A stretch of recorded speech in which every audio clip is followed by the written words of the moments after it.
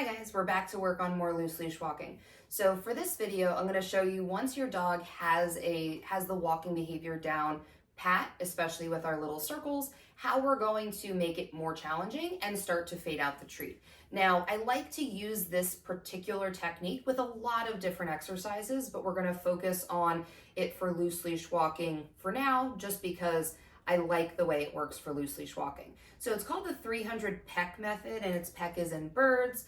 So it started off because you had a scientist that was teaching birds to peck a target, and they were trying to figure out how many times they could get the bird to peck this target for one reinforcer.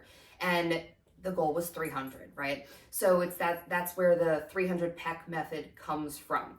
The idea is that we're going to start with one step like we were doing before, and then I'm going to add add one to it, excuse me, every single time my dog is successful. If they're unsuccessful, then I'm going to go back to one. So say I get up to 100 steps and my dog pulls, I'm going to restart from one again.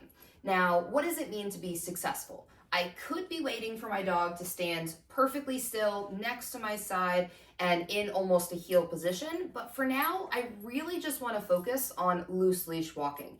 And the difference is I don't care where the dog is. This is technically loose leash walking because there's slack in the leash, right? So I don't want to necessarily develop the bad habits of things like, walking around me in circles. So I am going to try and reinforce on one side. But if my dog walks with me like this, I probably won't care as long as they're walking, what I would consider nicely. So you want to make sure you kind of set your parameters pretty clearly for yourself as well as for the dogs. So for me, I don't really care about position to start. All I'm looking for is slack in the leash. So that's going to be my parameter. If you have a dog that likes to jump, you want to include no jumping in your criteria. So I'm going to start off with treats by his nose, just like I did before. Come on. Good boy. I'm going to get him next to my side, and I'm going to do just what we did before to start, right? We're going to go with that oval, pretending, because again, now I know my dog is going to be successful with ovals. So I'm going to take one step. Yes. Reward my dog. Turn. Yes. One step, yes, and turn. So he was successful there. So now what I'm going to do is I'm going to now reward after 2 steps, and I'm going to include a second step in my oval.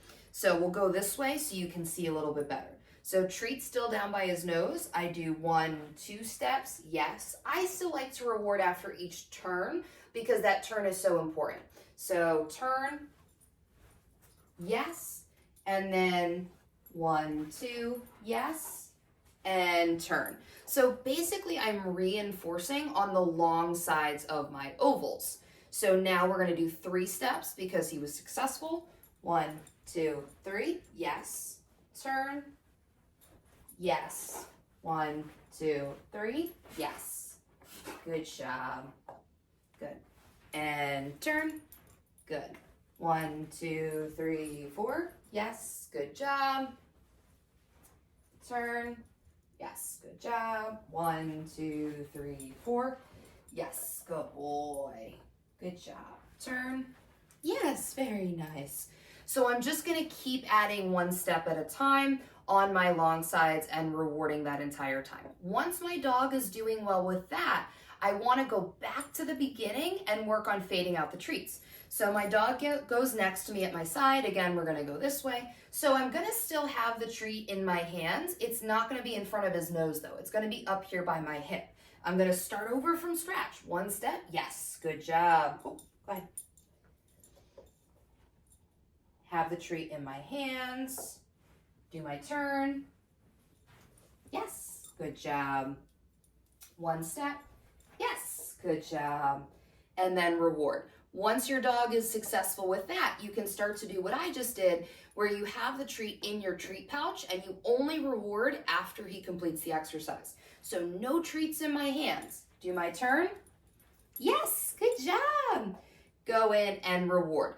I still like to reward with that same hand. So you can even see, just kind of to make it easier on myself, I am picking it up with the hand closest to the treat pouch. I don't want the treat pouch here, mostly for him, right? Because he's so tall. If I was working with Henry, maybe even Albie, I may not be as worried about it because it makes it easier to access the treats, but I'm picking it up with my right hand and then passing it over to my left so I can reinforce.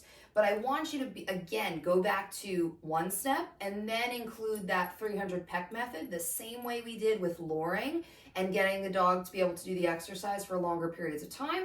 Only it's for longer periods of time and without the treat. So 1, 2, yes, good boy. And reward, turn, yes, good job.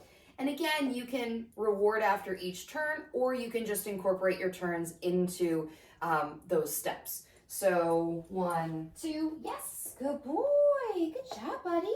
And what that would look like is now I'm on 3 steps. So I do turn, which is 1 step, 2, 3, yes, good boy, good job. Now I've done 2 steps, right? So I have to take 1, 2, 3. Yes, good boy. I find that a little bit more confusing though. It's a lot to keep track of.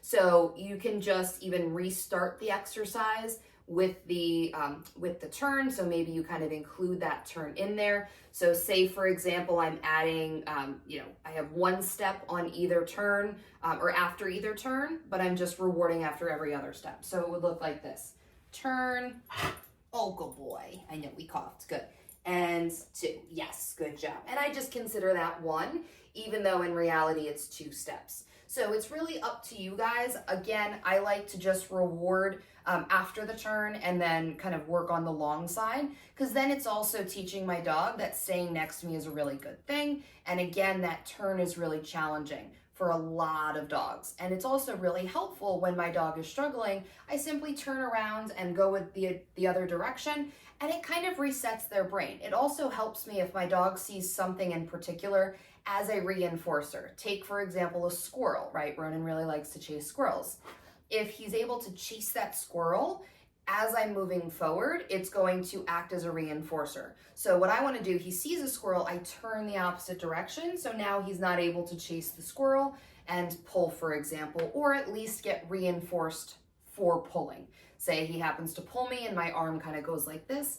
Even that little bit of movement here is reinforcing the behavior of the dog pulling. So thank you guys for watching. Again, this was how to add some distance as well as fade out the treats for our loose leash walking. So thank you, and I will see you guys in the next video.